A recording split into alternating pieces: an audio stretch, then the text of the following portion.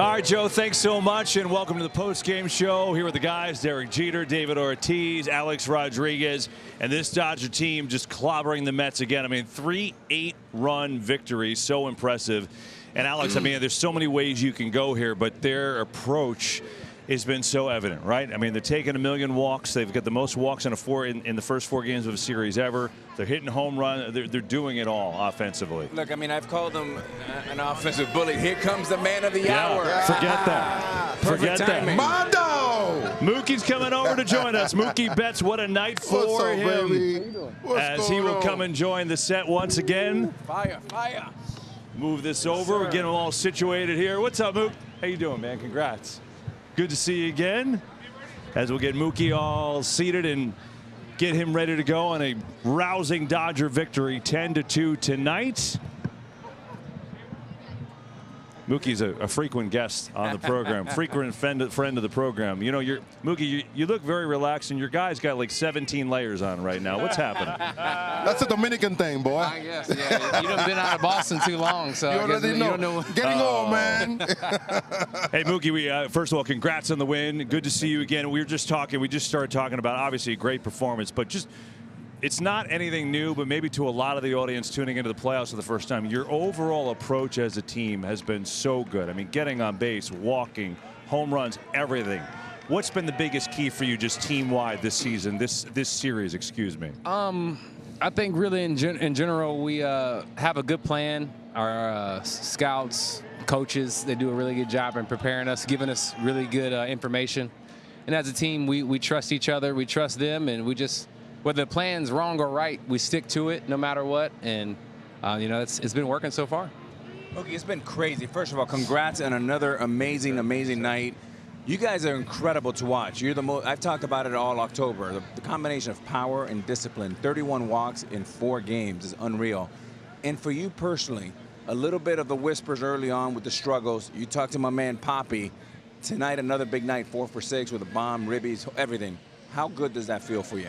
It feels great. It feels great just to know I can do it. At this time, you know, during the season, you play so many games, and you have some games like this. But, you know, when it's crunch time, it's good to come through for the boys, man, because they come through for me so much, and pitching's been amazing. I mean, so just to have a good game and get a dub, that's always huge. Congratulations on that big win, homie. What is about this Dodgers team that you guys have an MVP out of the lineup in October, and you guys, look at what you guys did tonight without Freddie. How deep is this team when it comes down to batters? Yeah, I mean, I didn't even think about that. You know, we got a really good club, man. The front office puts a really good product on the field every day. Like I said, we trust each other, and you know, this is the second game we won without Freddie, so maybe Freddie need to not play anymore. Bench him! Preach! Oh, man. We had talked about before the game, right? You come into this series, and you're up now 3-1. And really, you're getting contributions from 1 through 9. Everyone in the lineup reached base safely today. And we said the top 3, the 3 MVPs, really haven't had to carry the load. Until tonight, you guys did it. So that's a testament to how deep you are. But the question I have for you, your last at bat where you're trying to hit a triple, man, tell the truth. You know what? Tell the truth. I thought about it, and I was like, you know what, Mook? You got 4 today. I don't know how you got 4 today. You need to just keep doing the same thing. And it didn't work, so I shouldn't even thought about it. I jinxed myself, man. Golly, but it is what it is. I mean, we had a good game, so I'm just happy. Hey, Mook, it feels like months ago, but just about a week or so ago, you guys were down 2-1 to San Diego, on the verge of going home with 1 more loss. What was the thing that flipped the switch? Because you guys are looking like, you know, potential champions really quickly. Yeah, I mean, I don't know, man. I really think just believing in each other and showing up and not really changing. You know, even when we were down 1 or 2-1 there, that day was a normal day. Nobody was pressing. Nobody was trying to do more. We were laughing during BP. We were laughing in the cage. We were still going about our business, of course, but we were still like loose and chill about it. We know what the task at hand we had, and Since then, it's really been kind of the same thing, just loose, enjoying it, and understanding that when the game starts, we know what we need to do. But it's hard to, it's hard to really like stay emotional all day, So we kind of just have fun during BP and we save all the emotions for the game. Hey, little homie. I got a question for you. Tomorrow, how you guys gonna beat the Mets? Because I really need some day off, bro. I don't know, man. We know that they're gonna come back ready to go. Lindor's probably gonna have a nice speech and get them boys ready to go. But we will too. We'll be ready to come throw some haymakers tomorrow. I need some day off, so Poppy, do your speech. Poppy, by the way, Mookie told Chuck that he'll come on as long as you don't give him another one of those T-shirts. I know. He made me run out of it. He's here every night. My dog. Mookie Betts, love a it, huge big fella. night for Love you him and the guys. Dodgers. Don't worry, we'll get you another T-shirt on the DL. We'll slide it in. It's okay. Here, give it to Uncle. Mookie, congrats again, man. We'll see you. All right, appreciate you. Another sir. big win. Great performance tonight. I feel like, I love you, man, you man. guys got nice jackets up here, man. It's cool out here, man. Look at Bobby. Oh, what Love a you, night man. for Mookie. Good to see you. As always, there you go. And really, it got going early, and we talk about him. Let's talk about his performance tonight. Derek, I go back to this in the San Diego series as the Mookie chants here at Citi Field. San Diego series, I remember we were talking, and we say, hey, what's going on, Mookie? What do you see?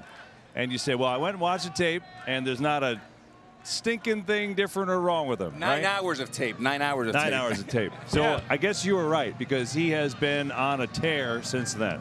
A lot of times, I've said it before, the gift and the curse of the postseason. If you get hits, everyone talks about how hot you are. If you go through a bad couple games, they will start talking about how cold you are and how you're not producing. And sometimes you can talk yourself into a slump. The results aren't there, and then you start to try to change things. I give Mookie credit. He didn't change anything. He went out, he started to relax. He got a hit, and then he's been rolling ever since. This guy's a student of the game. And I told him straight up, you need to go out there and have fun. When you have that smile on your face, when you are going the way you like to go, it's when even the fans feel you. You know what I'm saying? Mookie is that type of player. This guy never, it doesn't matter if he's struggling or he's going good. He always, you can see that he always like to put that pressure on the opposition. And that's why I'm not surprised the way he's going right now, because that's him. That's the player that we know. Poppy and G, one thing that, KB, that we don't talk about enough is October baseball is fun, but it's also hard. And you've seen a lot of meltdowns. By the way, I've been part of someone that's been meltdown in October. But one thing that we don't talk about is experience, and experience matters. He makes it sound easy, Kevin, about being down 2-1 on the verge of going home. Nothing changes. Well, nothing changes because he played with Poppy in Boston. He has experience. He's won a championship. Experience matters this time of year. Great point. Yeah, no doubt about it. I mean, obviously, you think about that 1-2 punch in Shohei and Mookie. Ohtani scored 4 runs. All right, you think about what they did. How about this? I mean, 5 for 9, couple home runs. Ohtani led off the game for them with a home run, kind of set the tone. 5 RBI, 7 runs scored by the top 2 in that order. And for the Mets, it was really the complete opposite. But they are, something happened, after that Tatis grand slam in San Diego, Game 3. They put up 6 runs, 6-5. You're like, oh, man, Padres win that game 6-5. They hang on. And then ever since, the Dodgers have just been a runaway freight train. It's like they woke them up somehow, and they've been unstoppable since. Again, it's upsetting to me, Kevin, how every time the Dodgers are on the verge of losing, Dave Roberts' name comes up about maybe getting fired or whatnot. Let's give Dave Roberts a lot of credit, because you need a captain of the ship when things are going a little bit crazy to say, hey, fellas, you know what? One game at a time. Let's keep it loose. Mookie's loose because the captain of the ship is loose, and that name is Dave Roberts. Yeah, and the Dodgers weren't flustered by that. They're down 2-1, but the thing with the Los Angeles Dodgers, they're not happy being in the National League Championship Series. They expect to win a World Series. So when they were down 2, it's just like, hey, it's another game. We need to win tonight. We'll get them tomorrow. Poppy's old phrase, I don't even know what tomorrow is. Tomorrow is not today. It's tomorrow. But the point is, they've been here before. Yes, they haven't had the success, but they've been here before, and they're hungry. You can tell when they celebrated after they beat San Diego, everyone was saying in the clubhouse how everyone doubted them, right? Everyone counted them out. Well, they took it personal, and it's showing now.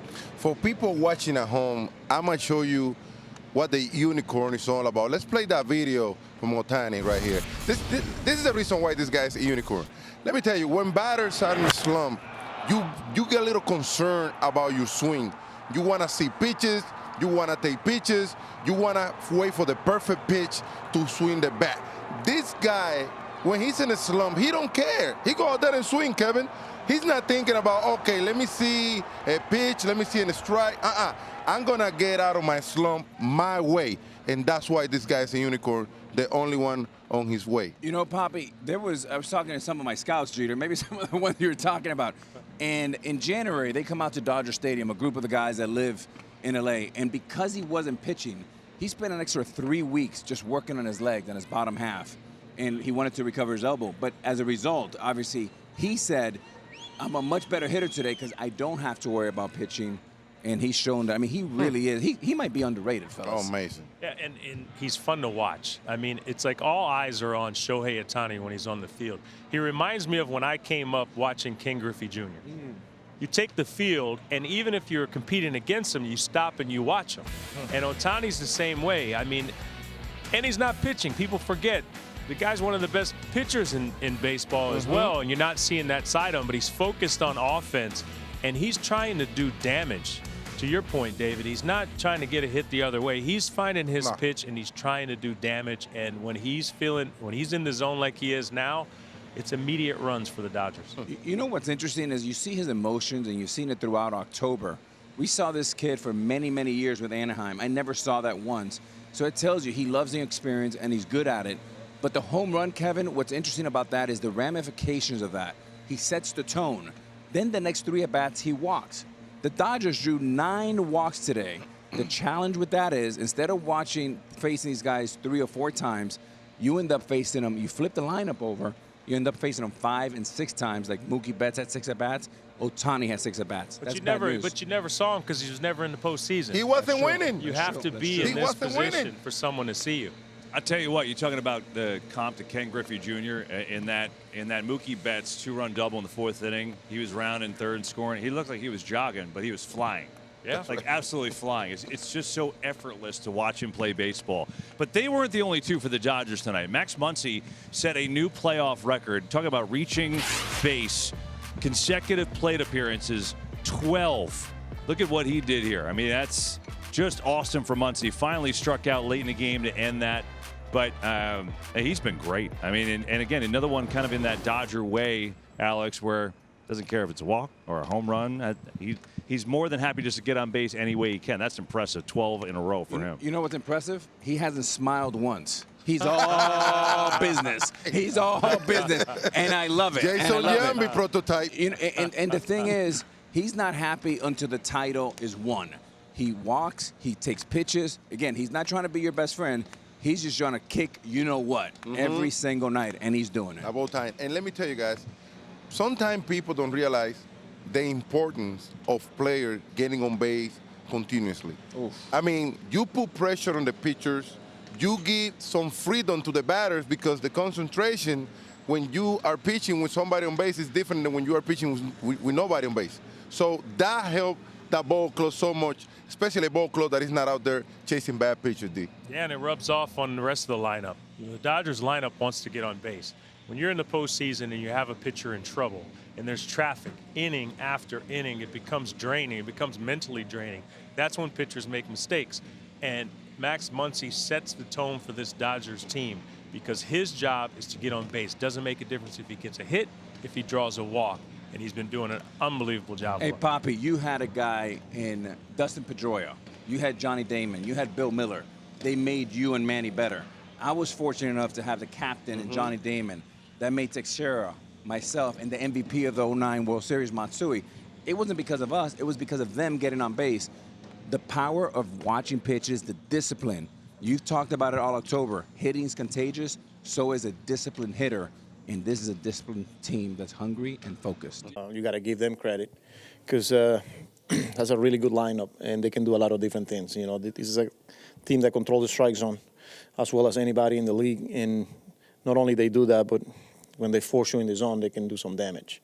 And they've done that. They did it again today. They control the strike zone.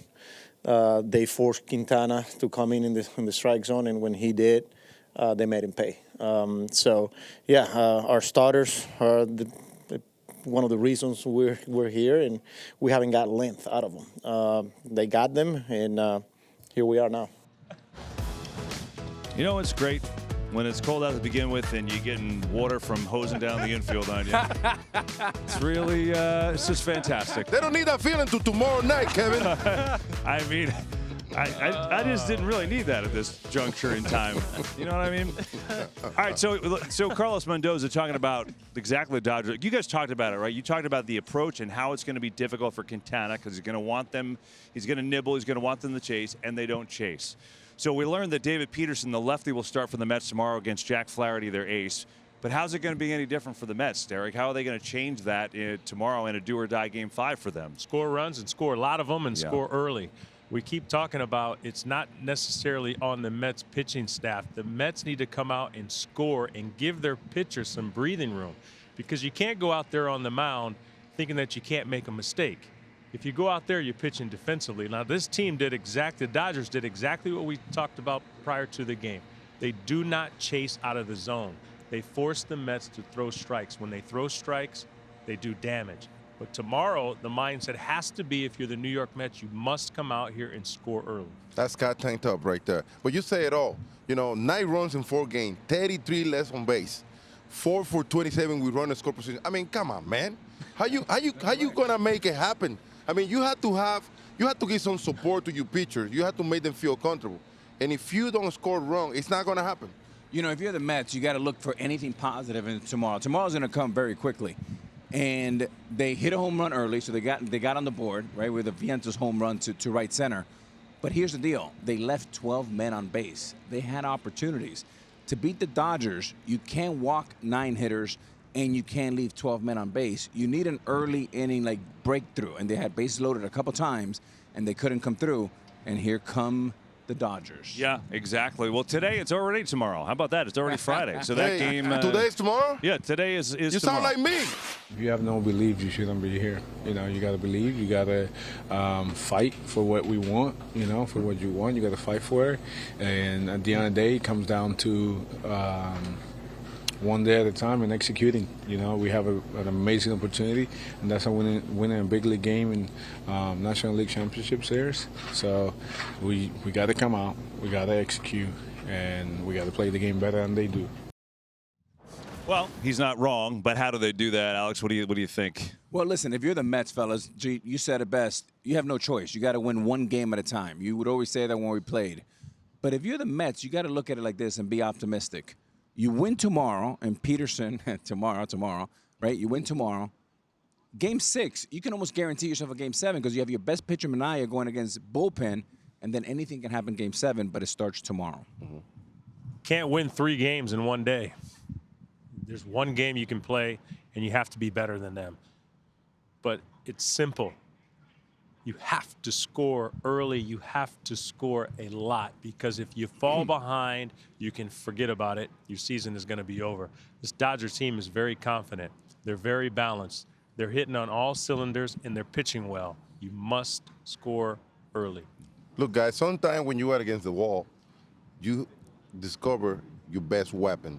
And the Mets are about to find out tomorrow because they got no way to run. So they got to bring everything they got tomorrow, Kevin. They had to bring everything they got so they can go game by game if the Dodgers stop what they got going on as of right now.